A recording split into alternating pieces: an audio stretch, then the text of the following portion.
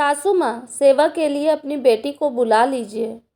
निधि, तू सब काम छोड़ और जैसे है वैसे ही रवाना हो जा। तुझे आज ही सोनू के घर जाना है। वो बाथरूम में गिर गई है और उसे डॉक्टर ने बेड रेस्ट बताया है। तू चली जाएगी तो उसका ध्यान रख लेगी। वो छोटे बच्चों के साथ कैसे सब मैनेज करेगी? सुधा जी ने आदेश देते हुए कहा।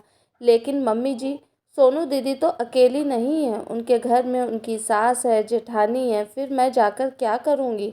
इधर अक्षय का भी ऑफिस है और बच्चों की भी स्कूल है। पूरा घर कौन संभालेगा? बस तुझे तो हर बात में जबान लड़ाना आता है। तू मेरी बात वैसे भी कहाँ मानती है। मेरी बेटी वहाँ परेशान हो रही होगी। अरे, घर में चाहे सास या जेठानी हो, पर मायके वालों के भी तो कुछ फर्ज होते हैं।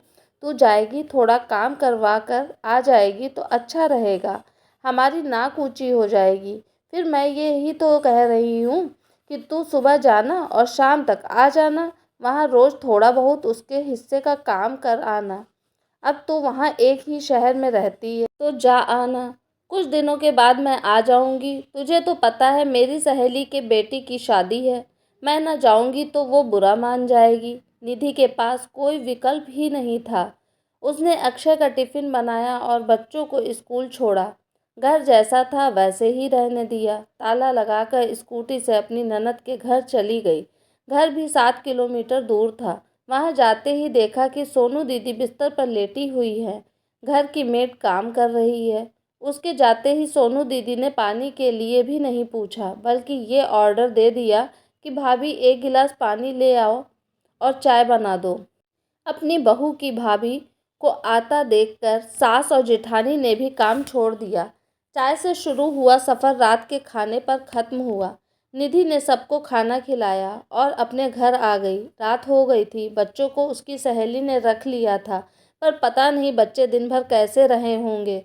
ननद के ससुराल सारा काम निपटा कर आई, पर किसी ने ये नहीं कहा कि बच्चों और अक्षय के लिए खाना ले जा।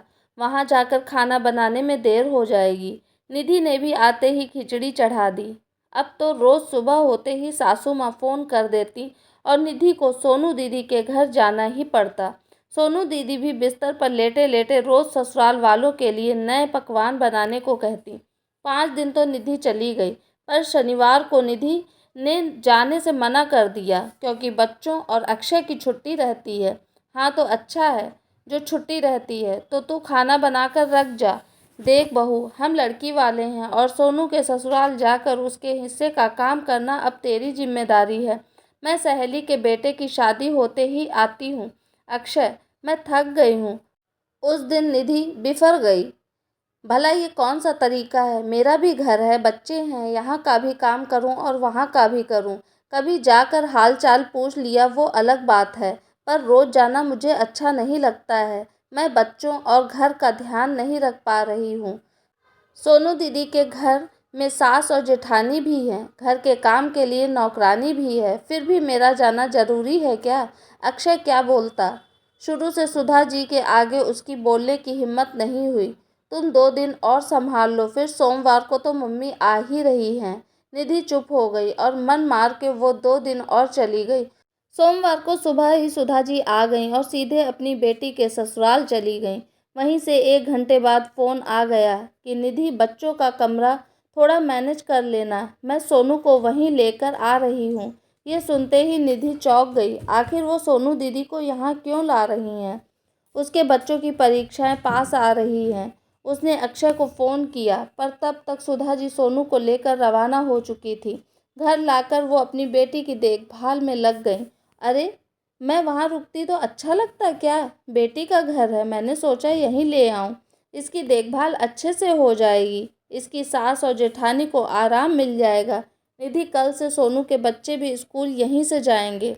उनका टिफ़िन बनाना और उन्हें स्कूल लेने छोड़ने की जिम्मेदारी तेरी है।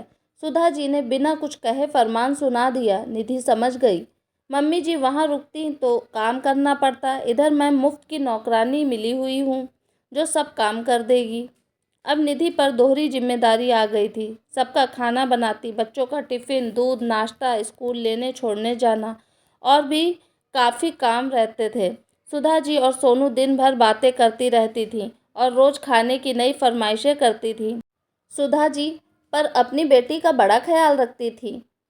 उसको समय पर दवाई देना और चाय नाश्ता खाना खिलाने की जिम्मेदारी सुधा जी बखूबी संभालती थी। निधि थक कर चूर हो गई थी। उस पर रविवार को उसके सारे ससुराल वाले तबीयत पूछने आ जाते थे और खाना खाए बिना हिलते नहीं थे। किसी तरह से 1 महीना निकला और सोनू दीदी अपने घर चली गई और सुधा जी वापस गांव चली गई। कुछ महीनों बाद निधि की स्कूटी चलाते वक्त एक्सीडेंट हो गया। उसके पाँव में फ्रैक्चर हो गया। डॉक्टर ने उसे रेस्ट बता दिया। अब निधि के सामने परेशानी आ गई कि वो क्या करे। बच्चों की भी जिम्मेदारी थी और घर की भी जिम्मेदारी थी। सुधा जी अक्षय से सारी खैर खबर ले लेती थीं, पर कभी भी उन्होंने निधि की तबीयत नहीं पूछी।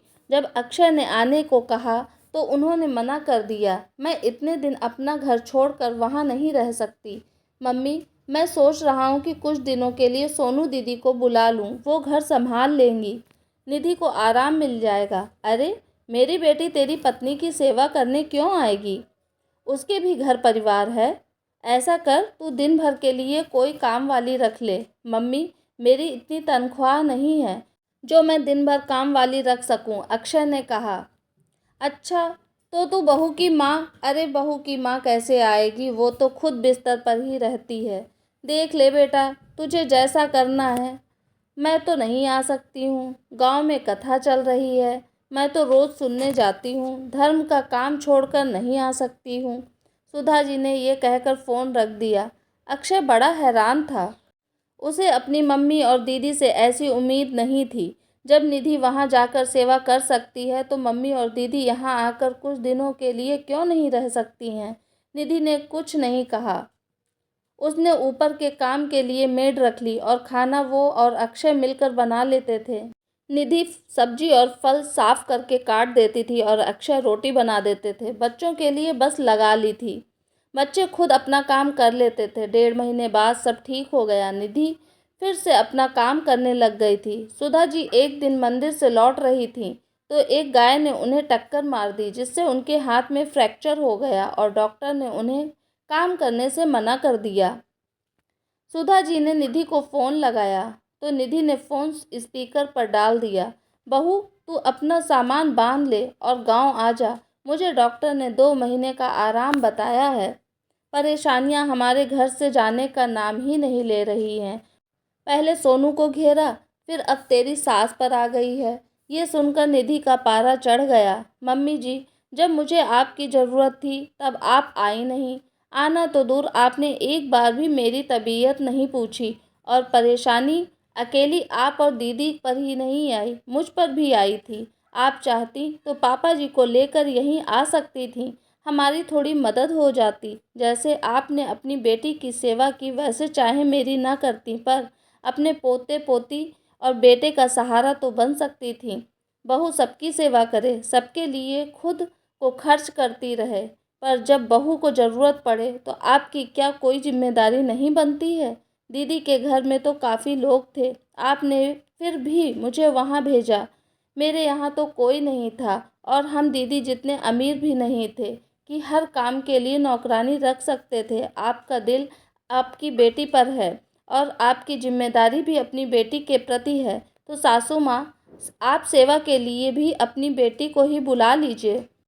देख ले अक्षय, तेरी पत्नी को जरा भी शर्म नहीं आ रही है। अपनी सास से कैसे बातें कर रही है? क्या बहू का फर्ज नहीं है वो अपनी सास की सेवा करे? मम्मी, निधि कुछ गलत नहीं कह रही है। वो गांव नहीं आएगी। मैं कल अकेला आ रहा हूँ। आप कहें तो सोनू दीदी को साथ ले आऊँ। आप उन्हें फ़ोन करके आने को कह दो। सुधा जी की बोलती बंद हो गई। वो कुछ कह नहीं पाई। दोस्तों, अक्सर यही होता है कि बहू से सब यही उम्मीद करती हैं कि वो कितनी भी परेशानियां झेले, पर वो अपनी सास और ननद की ससुराल में सबकी सेवा में बिना उफ किए हाजिर रहे। पर जब बहू बीमार हो या किसी परेशानी में हो तो क्या सास की कोई जिम्मेदारी नहीं बनती है? आपका इस बारे में क्या कहना है? मुझे कमेंट करके ज़रूर बताइएगा। अगर आपको ये वीडियो पसंद आया हो तो प्लीज़ मेरे चैनल को सब्सक्राइब कीजिएगा ताकि आने वाले वीडियो का नोटिफिकेशन आपको मिल सके। वीडियो पूरा देखने के लिए आपका बहुत बहुत धन्यवाद।